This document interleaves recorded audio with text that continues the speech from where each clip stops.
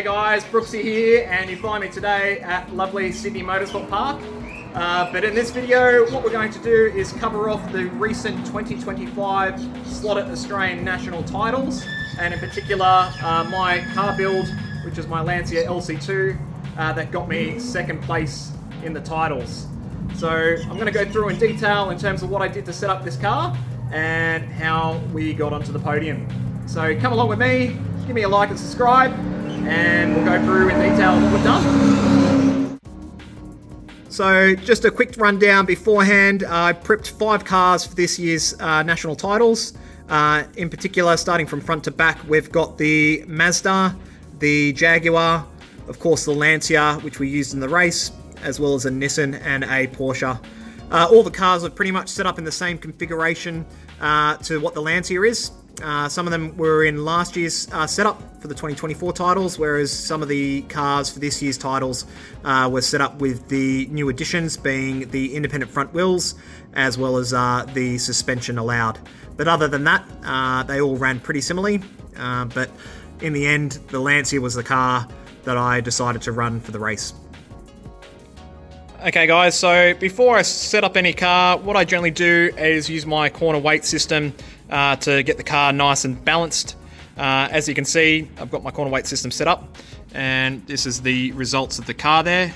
So you can sort of see the car is fairly even balanced. The front there, slightly lighter on the front right than the front left. And then on the rear, you can sort of see the rear right just being slightly more heavier than the rear left. But overall, the balance is 50-50 across left and right, and you can see front to back. You can see my weight balancing out at 43% at the front, 57% at the rear, and the overall weight of the car with the screws and body on it is 77.4 grams. So this is a useful tool in terms of making sure that my car's nice and balanced and even when I put it on the track before racing. So I do this to all my cars. Okay guys, we're going to take a look on the inside of the car now. So on first glance, everything's pretty similar to last year's sort of car if you look at my last year's video. A couple of new changes based on the new rule set that we had for this year. But I'll go through from front to rear in terms of what we've done. So first of all, we've got the Slot.it wooden guide that we've put in the front using the standard screw that's provided. And then in terms of the holding my motor wires into place, I've got the 3mm Slot.it grub screws that I screw in from the top down. Motor wire slotting plus. So I think it's a 1mm green wire that you can purchase. Front end. A few different things on here for this year. So first of all, you can see the 6mm grub screws that are coming in through from the underside here. We've got the 3mm grub screws at the top there. And then in addition, what we've got in the actual holders itself is the plastic bushes, the original ones that come in the car. So that's what I like to prefer using over the bronze bushes, which are over here. Just in terms of there's a bit more material on the plastic bushes, and if you take a bit of a hit in the front end, I feel like with the bronze ones, they can upset the balance or they can jam up quite a fair bit. So I prefer having a bit more material with the plastic ones in the front in that position there, because they seem like they free up a lot more nicer. From the top here, you can see I've got 0.5mm spacers on each side of the axle there, just between the holders. In terms of the wheels, this is something new that we will use this year. We've got the hollow axle, so we're allowed to have an independent front axle here at the front. So you can see this side here is screwed into the axle, whereas this side here spins independently.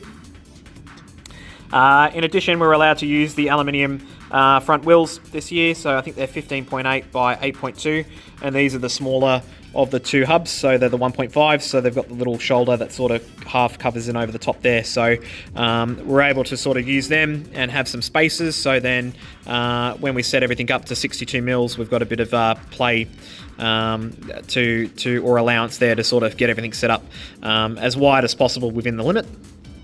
Whereas the larger wheels don't give you that flexibility as much.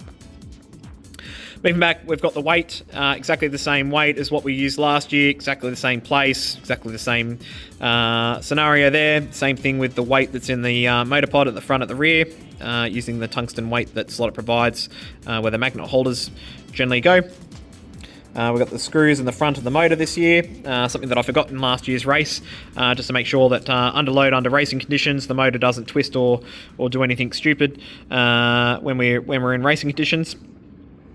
In terms of the gear set that we've got here, we've got a 10-tooth pinion with a 23-tooth crown gear, so exactly the same gear ratio as last year's race.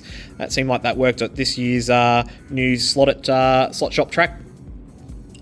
In particular, I like using these axle stoppers on each side, just to prevent the flex that takes place, especially on this new track, because I had a lot of bank corners, and ideally you don't want your motor shaft to sort of rub left to right in the little channel there where you've got your crown gear. I've seen in a lot of cars a lot of bronze little filings come off in other people's cars without the stoppers in place, and I feel like that's giving people a lot of drag and then an extra slop in the rear end. So those axle stoppers are quite important. We can see we've got the handout tyres that were provided, 19mm, so they've got the green marking, as you can see. These have been just slightly trued up, just a fraction more, just on my tyre true, just slightly scuffed. Didn't want to take too much off the tyre, just wanted to make sure that they were an even pair when I got my batch out of the hand, and then just sort of just put a little bit of a edge on the tyre there, just to round it off a little bit, just to give a bit of slide. Then most importantly, we've got the rear end, so we've got the suspension. So as you can see, I've used the 9mm screws that come in the suspension kit. I'm using the ultra soft short spring, so this little lovely spring that's over here, that's what's in the back of these these settings here. What I've done here is I've put a little washer at the bottom of it, just to make sure that the spring doesn't get caught on the actual motor pod itself. We've got the suspension in it, and then on top there we've got the suspension plastic bit that comes in the set, but I like to sort of cut them off and make them independent of each other, rather than one big solid unit that sits over the top, so they move independently of each other. You could use the end of run nuts that Slot.it provides. I tried to look at them, but unfortunately they weren't in stock in Australia at the time of the race, so we went with that. And then as you can see, there's a little bit of travel underneath here. So generally in terms of setting up the suspension, what I generally like doing is with the movement of the car there, I don't want the wheel to sort of be below the chassis, if that makes sense, when it's pushed in. So ideally you want to have a 0.1, 0.2 of a mil when the suspension is in use, so then the back end's not bottoming out, if that makes sense. At the front here, we've set up the front end to 1mm at the front. So that seemed like that was a really nice sort of spot in terms of the front end on the actual track, touching the track, and just that balance in terms of using the independent front axle there as well, just giving a nice balance at the front. I like having a car that runs really hard on the front, as a few of other friends I like do too. But yeah, other than that, that's pretty much the rundown of the car. In terms of the screws, the main things in terms of adjusting the screws is quite important in terms of the movement. Like I said, at the rear, don't want them too screwed in, because there's not enough travel, and then not too much float, so then the car's not bottoming out. On the front screws here, I did do them up a little bit tighter this year. I think I did them in 2 turns, I think, at the front here. And same thing with the body screws on my body, 2 turns. I backed off, and that sort of seemed to help not only my car, but I think I gave a bit of a hint and tip to one of the fast young racers, Nick, with his Nissan, in terms of getting him to tighten up his screws, which seemed like that helped his car in the main race. Yeah, other than that, that's about it in terms of what the deal is. So if you've got any questions or bits and pieces, yeah, feel free to reach on out. Happy to answer any questions there, but that's about it. Not too much. So long as the car's nice and balanced, nice and level, and everything's nice and clean inside the car, you generally got a pretty good race car. So that's what I generally like to do with my cars. So yeah. So back to the underside again. So you can see we've got our lovely Scale Auto height checker. As you can see, pretty much my front wheels are pretty much bang on 1 mil just on the front there. And then at the rear, like I said, with the suspension, they are a little bit lower. Ideally, we don't want to go too low. So